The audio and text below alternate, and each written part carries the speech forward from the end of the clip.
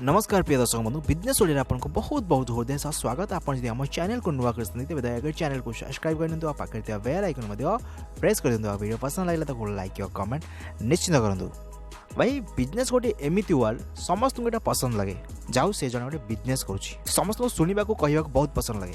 आउ जो टाइम आसे वर्किंग बिजनेस कर टाइम आसे से लोक मान रियल फेस देखा मिले। बहुत लोग कहती हे एटा छोट बिजनेस मु करि परिबिनी, मु जदि करी गोटे बड़ बिजनेस करी ये छोटकाटिया बिजनेस मु करि परिबिनी, मते पसंद लागेनी, मते लाज लागिवो। जदि भी करी गोटे बड़ आकार करी।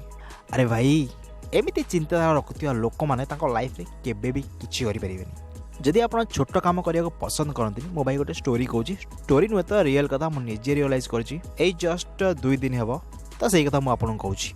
आज डेट हूँ 29 जनवरी 2021। गोटे वर्ष पूर्व मु जॉब करती गोटे ऑप्टिकल लाइन्स रे ए जो आम चश्मा लेंस विषय से विषय में कार्य करी गोटे ऑफिस रे 2020 फेब्रुआरी सुधा। तो फ्रेंड्स से समय जनक सह मोर भेट होता से रोड साइड रे गोटे छोट शॉप नहीं काम करती।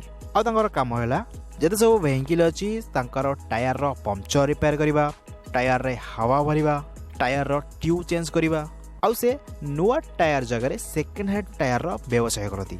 जो सब टायर रो भल कंडीशन थी सेकेंड हैंड टायर से कबाड़ी वाला आनती और निज शॉप रे रखती। जो मानकर आवश्यक से लगे दिखती से अच्छा खासा इनकम होता है। से समय से एकुटिया ही ए कार्य करुले आ मंथली 10 ରୁ 15,000 टंका हो जाए। भुवनेश्वर पुरी बाईपास रोड रे दुकान अच्छी किसी ना जो मानकर हवा दरकार हुए हवा भरती आउ जो मानकर पंचर होता है तार पंचर रिपेयर करती। बस गोटे जिनस सी नुआ ट्यूब रखती सेकेंड हैंड टायर व्यवसाय करती। एमती मो ऑफिस आसला बेले देखा हुए कथा हुए गाड़ी जहाँ प्रोब्लेम थी सी ठीक कर दिखती। नॉर्मल बेसिक काम सी जानती एमती टे चेन टाइट करदे ठीक अच्छे फ्रेंड्स। तापर मु जॉब छाड़ी जाती बहुत दिन देखा नाला।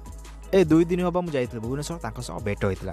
एबे से काम सी चलती सेमती छोट दुकान जो काम करती से काम करुँच किंतु ताकर भुवनेश्वर से 3टा शॉप और प्रति शॉप रे 2-3 लेखा पिला काम कर मंथली इनकम होची से पिला माननकु सैलरी देकी 40 ରୁ 50,000 टका। पिला माने काम कर ये बस देखा नेका कर 3टी दुकान जेहेतु अच्छी टिके बस एपट सेपट होती देखा गले किसी काम न करी 40 ରୁ 50,000 टका से इनकम कर। किंतु आपण मानकु ए काम पसंद आसीबनी एटा मु भी जानिछि। आपण तो को कंपनी रे काम करिवे 10 ରୁ 12,000 टका सैलरी रे 9टा बेले घर जीवे संध्या 7टा रे घरे पहुँचबे। बस एटा होछि आपण मानकर लाइफ। बट से बहुत आराम से 40 ରୁ 50,000 टका किछि काम न करी कमाउछंती। बस 2 वर्ष निजे काम कले गोटे छोट शॉप नहीं कि एबे 3टा शॉप। मुझे तो जाइल ता बाबू सी मते शॉप कहले मोर 3टा फ्रांचाइज हेगलानी। पूरा खुशी से मते कहले आ मते बहुत खुशी लागिला जे लोक माने बिजनेस कोन बुझुछंती आ ताको मते काम रे लगाउछंती जहा द्वारा से निजे कमाउछंती अन्य मानक मते रोजगार जोगाउछंती। That is the businessman spirit.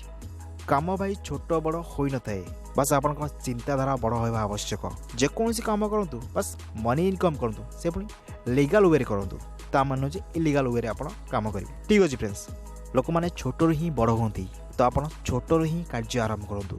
दिने देखिए समय आसीबो आपन कोठना कोठी पहुंच सारथिबे।